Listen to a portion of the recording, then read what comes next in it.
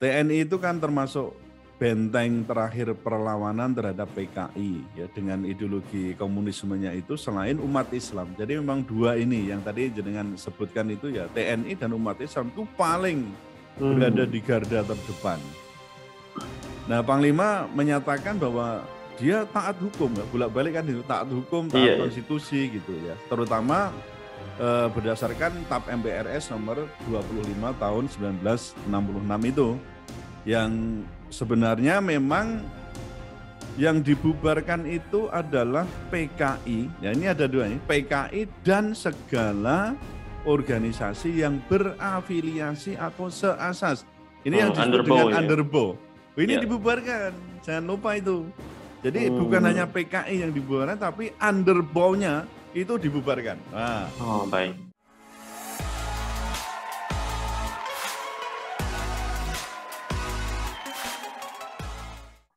Assalamualaikum warahmatullahi wabarakatuh. Puan dan Tuan, kembali lagi di segmen Tanya Profesor di channel yang radikal, ramah, terdidik, dan berakal.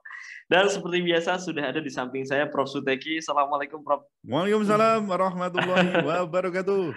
Alhamdulillah. Ya, Alhamdulillah. Prof, kita akan membahas satu isu yang besar dan viral, Prof. Ini terlebih kita ada kaitannya dengan aspek sejarah ya, ke belakang. Ini saya ambil berita dari detik.com. Bersandar TAP MPRS, Jenderal Andika bolehkan keturunan PKI daftar TNI. Wah, iya. Karena kan kita punya sejarah bahwa TNI, khususnya AD, itu kan benar-benar konfrontatif dengan PKI gitu. Sampai banyak korban yang berjatuhan. Saya izin bacakan dua paragraf, Prof. Panglima TNI Jenderal TNI Andika Perkasa mengeluarkan kebijakan baru terkait seleksi penerimaan calon prajurit TNI. Jenderal Andika tidak ingin anak keturunan anggota Partai Komunis Indonesia (PKI) dilarang ikut seleksi calon prajurit TNI. Hal itu disampaikannya dalam rapat penerimaan prajurit TNI, Taruna Akademi TNI, Perwira Prajurit Karir TNI, Bintara Prajurit Karir TNI, dan Tantama Prajurit Karir TNI. Tahun anggaran 2022. Momen rapat tersebut diunggah di kanal YouTube Jenderal TNI Andika Perkasa. Prof. Suteki, apa tanggapan hukum ya dari Prof. Suteki terkait dengan hal ini, Prof? Saya menyayangkan kebijakan Panglima TNI Andika Perkasa ini, dan saya anggap ini menyelisihi kebijakan para panglima pendahulunya. TNI itu kan termasuk benteng terakhir perlawanan terhadap PKI ya, dengan ideologi komunismenya itu selain umat Islam. Jadi memang dua ini yang tadi jenengan sebutkan itu ya, TNI dan umat Islam itu paling berada di garda terdepan. Nah, Panglima menyatakan bahwa dia taat hukum, ya, bolak-balik kan itu, taat hukum, taat konstitusi gitu ya. Terutama berdasarkan TAP MPRS nomor 25 tahun 1966 itu, yang sebenarnya memang yang dibubarkan itu adalah PKI. Ya, ini ada dua ini, PKI dan segala organisasi yang berafiliasi atau seasas. Ini yang disebut dengan underbow. Ini dibubarkan, jangan lupa itu. Jadi bukan hanya PKI yang dibubarkan, tapi underbow-nya itu dibubarkan. Nah, baik. Ini saya bacakan sedikit ya, supaya nanti jangan pada bingung lagi gitu. Jadi di pasal 1 TAP MPRS nomor 25 tahun 66 itu disebut begini, Mas. Menerima baik dan menguatkan kebijaksanaan Presiden, Panglima Tertinggi Angkatan Bersenjata Republik Indonesia, pemimpin besar revolusi mandataris MPR sementara ya, berupa pembubaran Partai Komunis Indonesia termasuk semua bagian organisasinya dari tingkat pusat sampai ke daerah, beserta semua organisasi yang seasas, berlindung atau bernaung di bawahnya, dan ini pernyataan sebagai organisasi terlarang di seluruh wilayah kekuasaan negara Republik Indonesia bagi Partai Komunis Indonesia. Kalau pernyataan terlarang itu memang betul, itu untuk PKI, tetapi pembubarannya itu ya PKI plus underbow-nya itu, ini jangan salah. Cuma memang di TAP MPRS ini tidak menyebutkan larangan bagi keturunannya, ya dari keturunannya itu untuk dalam arti ini bisa mendaftar, apakah itu ASN atau TNI atau mungkin juga yang lain, memang tidak ada, gitu. Nah, tapi begini ya, dalam hal untuk memahami soal kebijakan itu kan kita tidak bisa membaca hukum saja. Artinya ada hal-hal yang berkelindan lain. Apa? Ada aspek historis dan juga ada aspek politis. Gitu. Nah, di samping itu juga memahami hukum saja itu tidak bisa hanya dari sisi aturannya. Aturan yang sekarang kita baca begini nggak bisa. Tapi kita harus memahami juga tadi dari sisi historis bagaimana, sehingga penerapannya itu juga harus tetap memperhatikan persoalan ada aspek situasional, kondisional, kemudian juga ada aspek etis dan juga ada aspek agama. Nah, kalau di negara kita ini kan menegakkan hukum, terutama dalam hal dimulai dari pembuatan kebijakan itu nggak bisa kalau hanya mengandalkan aturan, hanya mengandalkan rule, tapi juga persoalan etis dan juga persoalan namanya agama. Maksudnya etik, bukan etis. Persoalan etik dan juga persoalan agama. Atau ada seorang ilmuwan itu yang menyebutkan bahwa di Asia dan Afrika ini nggak bisa kita hanya mengandalkan hanya hukum negara, tapi juga moral and religion. Terutama di sini moral, ethic, and religion. Nah, moral, ethic, religion. Ya. Baik. Nah, sekarang kita akan coba untuk sedikit membahas hal soal dulu ada pembatasan itu ya. Dulu kan ada pembatasan tadi ya, panglima sebelumnya kan membatasi, maksudnya anak keturunan PKI itu apakah ini termasuk pelanggaran hukum atau tidak gitu. Atau yang sekarang ini apakah ini demi untuk pemenuhan atau kepatuhan terhadap hukum dan HAM atau mungkin ada apa di balik itu. Nah, sebenarnya pembatasan tertentu ya terhadap hak pilih atau hak untuk memasuki suatu pekerjaan tertentu itu bagi anggota PKI atau mungkin yang terlibat secara langsung atau tidak langsung itu sebenarnya bisa dikatakan tetap konstitusional. Kalau ada pembatasan itu. Nah, kita tahu di Indonesia itu kan berdasarkan Undang-Undang Dasar Negara Republik Indonesia itu sebenarnya pembuat undang-undang itu bisa membatasi apa? Membatasi hak asasi manusia tadi, Mas. Nah, misalnya itu kita temukan di hak asasi manusia kita kan bisa temukan di pasal 28 ayat huruf I itu ya. Huruf I. Misalnya yang tidak boleh dibatasi ini aja, hak hidup, hak untuk tidak disiksa, hak kemerdekaan pikiran dan hati nurani, hak beragama, hak untuk tidak diperbudak, hak untuk diakui sebagai pribadi di depan hukum.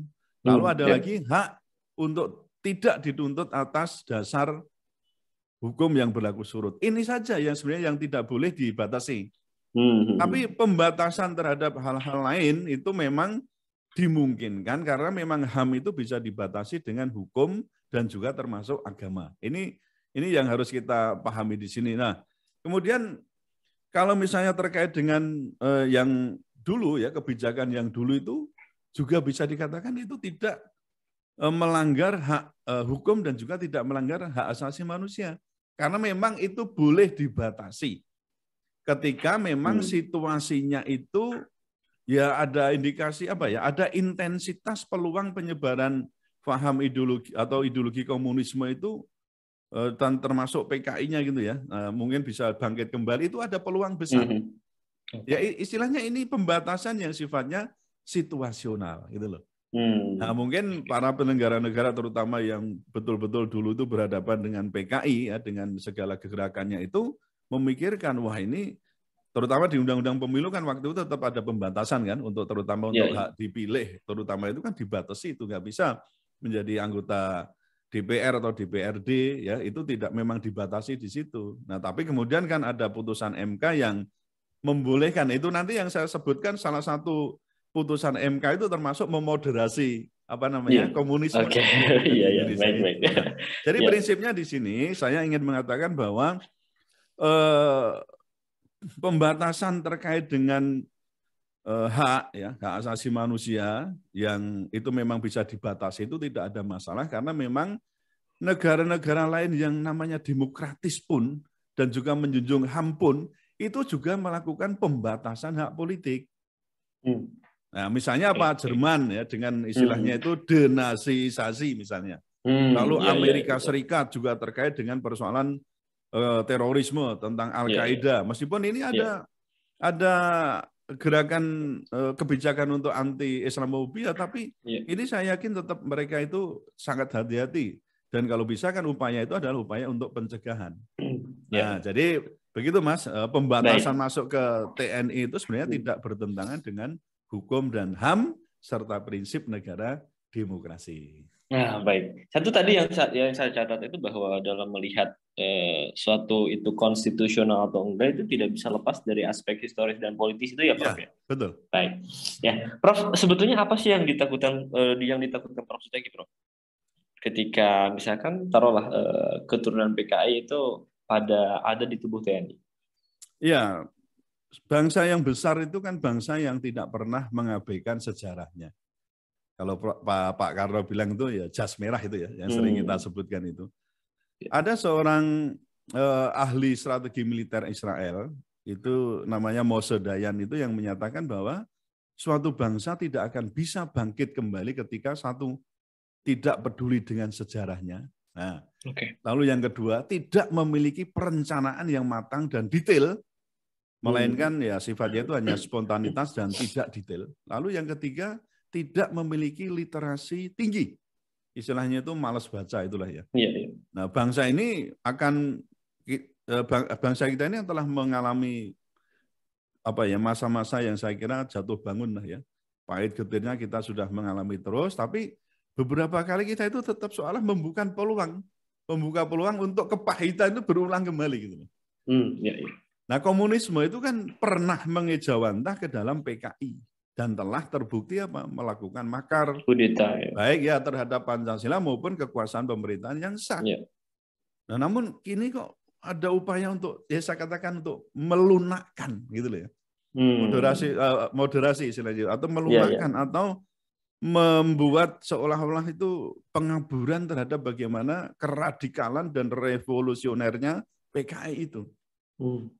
Lalu gini Mas, yang saya takutin tadi begini.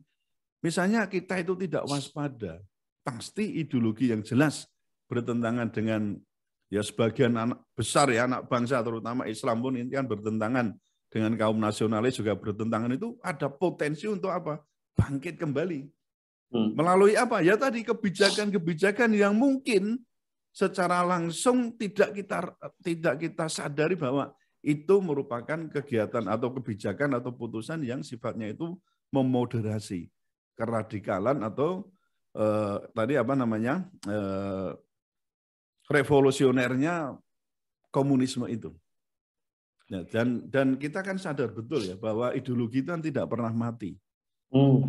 Sekalipun dikatakan ideologi itu tidak bersesuaian dengan fitrah manusia. Nah, lalu dalam hal ini saya kira kita perlu waspada sebagai bangsa yang dikatakan sebagai religious nation state itu, kita sudah betul-betul yakin bahwa komunisme itu bertentangan dengan ajaran Islam. Nah, ajaran Islam itu apalagi ya, termasuk ajaran Islam itu bertentangan sekali, termasuk di sisi lain kapitalisme. Apa kita mau terus memberikan ruang? Nah, itu persoalan nanti kan bisa kita teliti lebih lanjut. Kalau jelas semacam itu kok kita masih memberikan ruang itu apa artinya? Nah, gitu.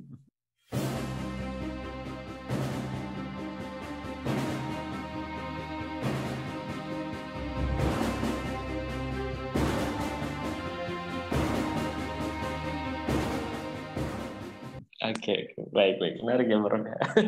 Prof, saya tuh baca tulisan terbaru jenengan dan juga tadi jenengan beberapa kali menyinggung soal moderasi. Ya.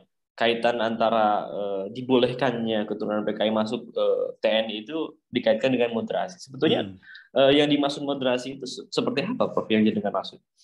Kalau dalam pengertian saya, moderasi itu kan sebagai pemahaman sisi yang berlawanan dari radikalisasi, gitulah ya. Gampangnya itu kita mencari narasi yang apa ini lawan dari radikalisasi, ya berarti moderasi itu. Nah, moderasi itu berarti sebuah proses melunakkan keradikalan suatu pemikiran.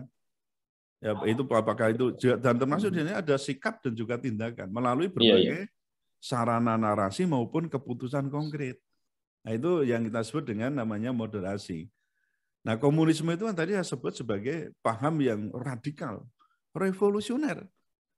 Dan keradikalannya itu sudah kita buktikan misalnya dengan adanya pemberontakan di tahun 1948, itu juga banyak kan, dari sisi korban umat Islam juga banyak sekali 48. Kemudian di tahun 65 dengan G30 SPKI itu berapa banyak korban yang tadi juga kita sebut itu ya. Itu banyak sekali. Dan itu sudah makar di situ. Nah, kemudian kalau saya lihat di situ ada kira-kira ada sepanjang era reformasi itu kan ada upaya-upaya untuk melakukan moderasi tadi. Untuk melunakkan seolah-olah ini ideologi komunis tidak lagi radikal. Nah, itu ada, saya mencatat ada 6 kebijakan publik yang terindikasi itu melakukan moderasi terhadap komunisme. Nah, itu yang pertama, misalnya upaya pencabutan TAP MPRS nomor 25 tahun 66 tadi, itu telah dilakukan sejak Presiden Abdurrahman Wahid. Itu pertama. Yang kedua, tidak menjadikan TAP MPRS nomor 25 tahun 66 itu sebagai pertimbangan, ya, kalau kita sebut namanya konsideran, dalam pembentukan rancangan undang-undang, dulu kita kenal itu ya, namanya haluan ideologi Pancasila ya tahun 2020 itu. Kemudian yang ketiga, hak pilih diberikan kembali. Itu sesuai dengan putusan MK nomor 11 sampai 17 tahun 2003. Kemudian yang keempat, penerbitan SKKPH oleh Komnas HAM. Itu SKKPH itu surat keterangan korban pelanggaran HAM bagi orang-orang ex Partai Komunis Indonesia. Lalu yang kelima, upaya rekonsiliasi PKI sebagai korban. Ini tadi juga terkait dengan SKKPH itu. Lalu yang keenam yang keenam yang terbaru kita bahas ini, diperbolehkannya keturunan PKI itu menjadi anggota TNI. Nah, ini jelas sekali. Jadi kalau saya melihat itu potretnya kok ke arah sini. Itu namanya moderasi. Moderasi komunisme melalui kebijakan publik gitu. Oke, menarik. Ya, saya baru paham itu. Ya, Prof, menurut jenengan ya, mengapa hari ini yang dijadikan musuh itu justru adalah Islam lewat deradikalisasi. Sementara PKI itu seperti jenengan singgung mengalami moderasi atau diberi ruang. Itu kenapa kira-kira, Prof? Ya, itu yang saya bisa katakan tidak habis pikir itu, Mas. Kok bisa begitu gitu loh. Narari piye kalau itu tanya kan begitu kan. Betul. Tapi mungkin kita bisa coba telusuri ke belakang ya, mengapa sikap pemerintah yang kita katakan sekarang, pemerintah kan bisa dikatakan sekuler gitu ya. Itu kok demikian. Saya kira ini tidak bisa dilepaskan dari fobia yang memang didesain Barat sejak dulu terhadap Islam. Nah, bagaimana Barat itu dendam ya terhadap Islam hingga terakhir itu kan berseteru dengan kekhalifahan Turki Utsmani ya tahun 1924 itu nggak bisa dilepaskan dari sana, Mas. Nah, saya kira Indonesia ini kan termasuk salah satu negara bentukan ya. Jadi selepas kekhalifahan Turki Utsmani itu runtuh kan, lalu ini menjadi namanya nation state. Negara bangsa yang notabene-nya ada di bawah rezim demokrasi itu. Nah, di situ tetap ya diusung namanya arus besar yang saya katakan tadi sebagai fobia terhadap Islam oleh Barat itu.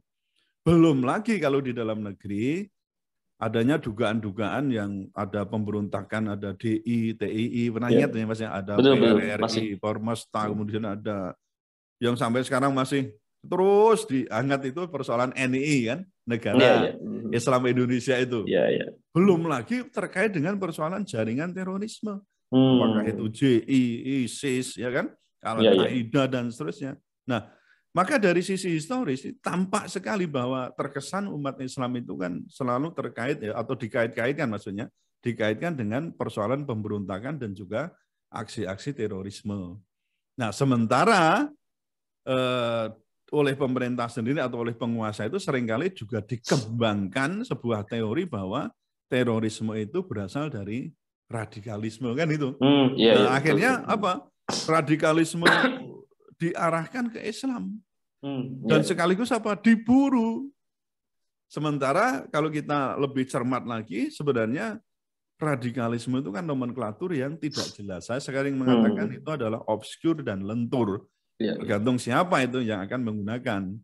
Nah, sementara itu kan kita tahu yang tadi ini ya, hal yang kita bahas sekarang ini, kita tahu bersama bahwa sebenarnya musuh kita itu adalah komunisme dengan segala pengejawantahannya itu. Bukan Islam dengan segala apa namanya ajarannya lah. Tapi kan kita tahu sendiri begitu sudah disematkan radikal, ekstremis, ya teroris, itu sudah seolah tidak ada celah lagi untuk kita umat Islam itu mengelak. Ya, jadi ditambah dengan tadi saya sebutkan ada 6 indikasi moderasi komunisme itu, maka dapat dinyatakan bahwa komunisme itu bisa dikatakan ya diberikan ruang untuk berkembang di tengah masyarakat, sementara umat Islam itu distempeli dengan istilah radikal, ekstremis dan seterusnya itu. Ironi ini ya, sebuah ya, ironi menurut saya ya. Jadi common enemy kita itu adalah komunisme, sementara justru diberikan ruang di sisi lain umat Islam sering distempeli dengan persoalan radikal dan juga ekstremis dan seterusnya. Iya, baik ya. Ya, menarik untuk ditegaskan ya. Tadi Prof. Teki bilang bahwa musuh kita itu komunisme dengan segala turunannya, bukan Islam, Prof. Ya. Ya baik. Terima kasih Prof. Teki. Ya, luar biasa, saya banyak catatan nih dari obrolan kita pada pagi hari ini. Terima kasih juga pada Puan dan Tuan yang sudah menonton sampai sisi pertanyaan keempat dalam tema bagaimana kita mengomentari tentang Jenderal Andika yang membolehkan keturunan PKI masuk TNI. Ya, prinsipnya kita ini harus waspada, Mas, ya. Waspada. Lebih baik kan melakukan pencegahan. Toh negara demokrasi yang tadi saya katakan sedemokrasi apapun tetap melakukan pembatasan karena apa? Ada aspek historis. Bukan soal fobia tapi kehati-hatian itu lebih berat. Anda bisa bayangkan kalau TNI itu kemudian disusupi banyak dari keturunan yang saya yakin keturunan itu nggak akan melupakan, kalau orang yang kacang nggak akan melupakan lanjarannya. Ya ini kita itu harus tahu di sini. Kalau nanti sudah dikuasai misalnya, apa yang akan terjadi? Ini kekuatan negara yang utama loh. Kan begitu kan? Bagaimana mempertahankan NKRI, mempertahankan kekuasaan, mempertahankan pemerintahan. Ini tanggung jawab TNI itu besar sekali di sini. Lah kalau itu sudah disusupi, ya sudah. Tinggal menunggu waktu. Ini kita akan karena ya mau nggak mau kan namanya politik itu kadang-kadang tersimpan juga persoalan dendam. Kita memang ingin menghilangkan dendam itu, tapi ini kita untuk sekarang masih tetap harus waspada ya. Waspada, baik ya. Terima kasih Prof. Suteki. Terima kasih juga pada Puan dan Tuan. Tetap stay tune terus di channel Prof. Suteki. Tonton video-video kami sebelum-sebelumnya karena kita akan senantiasa mengulas isu-isu viral secara radikal, ramah, terdidik dan berakal. Baik, terima kasih. Saya pamit undur diri. Assalamualaikum warahmatullahi wabarakatuh. Waalaikumsalam warahmatullahi wabarakatuh.